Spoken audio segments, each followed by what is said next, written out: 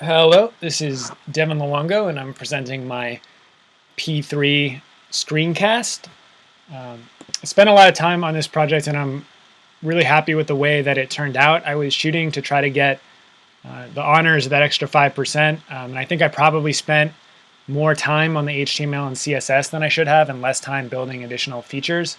But coming into this course, I'd only really programmed for 2 or 3 months intensively, and before that, it was just uh, really basic kind of messing around on the side type stuff. And so I figured I came in with kind of a weakness in my HTML and CSS chops. And so I wound up spending a ton of time on that. And I'm really happy the way that it turned out. And I think I learned a lot. But I think for P4, I'm going to try to focus more on the feature side of things. Anyway, we can jump in.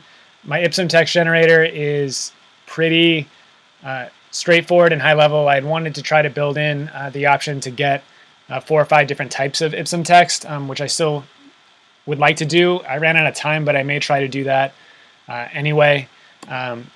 So here we have the ability to vary the number of paragraphs and the sentences per paragraph, which pretty much gives you complete control over the length of the Ipsum text.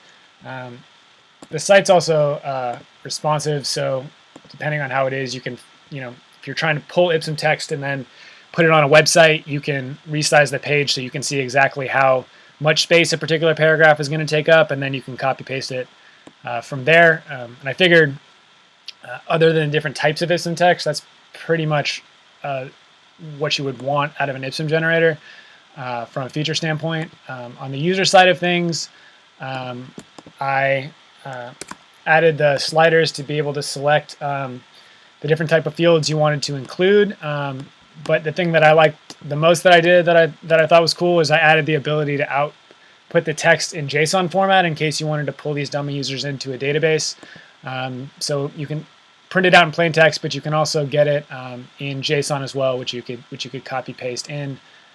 All of these also have the server-side validation that's required, and I also did build in some client-side validation, just the basic required stuff, right? So if I submit it, it tells me I need to require it.